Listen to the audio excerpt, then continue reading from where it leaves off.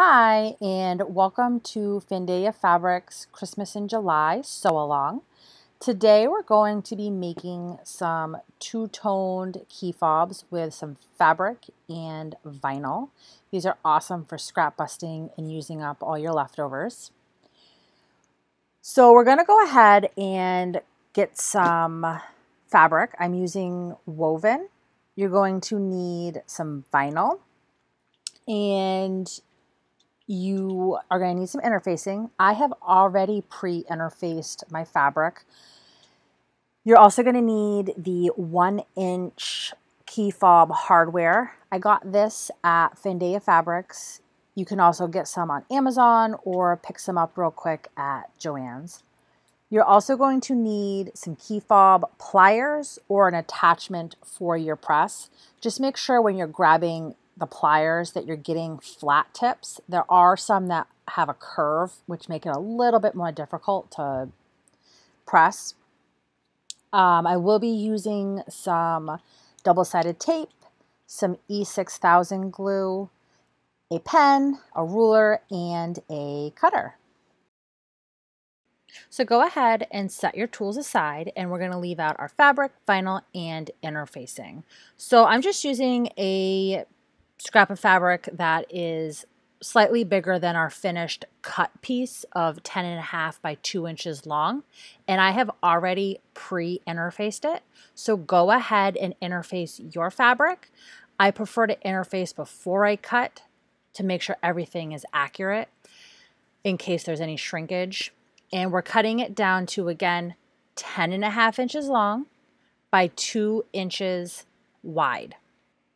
So when it comes to the vinyl and whether or not you need to interface it, it all comes down to how thick it is and if it has a bit of a stretch to it. This is like a marine vinyl, so it's a bit thicker and doesn't need to be interfaced. This other one I'll be using is the Stardust line from My Punk Broidery, and that is thinner and has a bit of a stretch to it, so I do interface that. So you need to make a judgment call on the vinyl that you're using and whether or not that needs to be interfaced. And then we're going to go ahead and do the exact same thing and cut down our vinyl to 10.5 inches long by 2 inches wide. I am making 2 key fobs. So for each key fob that you're making, you should have a strip of fabric and a strip of vinyl, 10.5 inches long by 2 inches wide. So go ahead, and we're going to need your pen, your ruler, and if you are using double-sided tape, go ahead and grab that. And we're going to draw a line down the center of your vinyl. So your vinyl is 2 inches wide, so you're going to need this line drawn at 1 inch. We're going to repeat this with our fabric. So we're going to go 1 inch in from the side and draw a line down the center of our fabric. So all your pieces should have a line drawn down the center. So starting with our vinyl pieces, we're going to put some double-sided tape down. Not necessary, you can use clips if you don't have double-sided tape. The double-sided tape I'm using is 1/8 of an inch wide, so I'll be placing it on both sides of that center line. If you're using 1/4 of an inch, you can just place it down the center.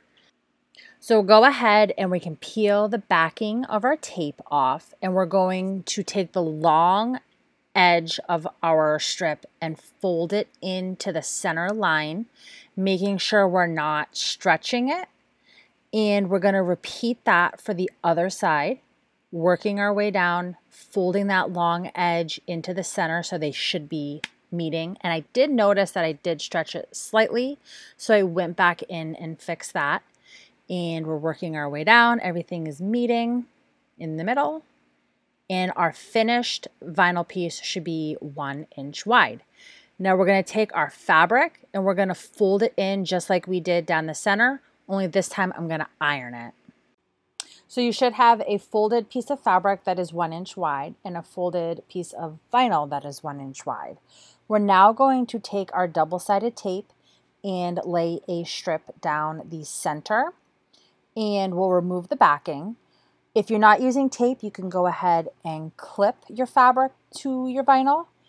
But we're going to align the fabric and center it down the vinyl, making sure everything is centered and lined up. Okay, so we're over at our sewing machine and we're going to sew our strips together. Now it's preference on if you want to sew from the vinyl side or the fabric side. I strongly prefer sewing from the vinyl side, so I will be using a Teflon foot, and we're going to be sewing with an 1/8 of an inch seam allowance and a decent size stitch length. So we're going to sew down one side, and then we're going to sew down the other side, making sure to back stitch at the start and the stop, and making sure that nothing shifts on you. You now have your strips sewn together, and I did notice that my fabric stretched slightly, so I'm just trimming the ends of the fabric off so it's even with the vinyl. And you need to determine if you want the fabric on the outside or the vinyl on the outside. And we're going to fold the raw ends so that they meet, and I'm going to clip that in place. We now need to sew the ends together so that they stay in place, so I will be right back. You should now have the raw ends of your material sewn together with a very narrow stitch length. So we're going to grab our hardware, we're going to grab our glue and our pliers. Now the glue is an extra safety measure once it fully cures to make sure everything stays put. Now we need to determine what side of the material we want to be the front. Now the front of the hardware is the side without the holes. So once you figure out what you want to be the front, we're going to add some E6000 to the raw edge and a little tiny bit to the front. You don't need a lot, just a little bit, or else when you press it, it will ooze out and make a huge mess. So get your material into the key fob, and the sides should be centered. Your raw end should be touching the metal. And we're going to do a small press and then make sure nothing has shifted. Realign everything, and then we're going to give it a final good squeeze to make sure it's tight and on there and everything is closed up. So make sure if you do get some glue on the hardware or it oozes out, that you get that cleaned up before it fully cures. Now this one is a fully cured key fob that I'm yanking on, and that hardware is not going anywhere. And there you go. So thank you for joining me on this Fandaia Fabrics Christmas in July sew along, and I hope you enjoy your key fobs.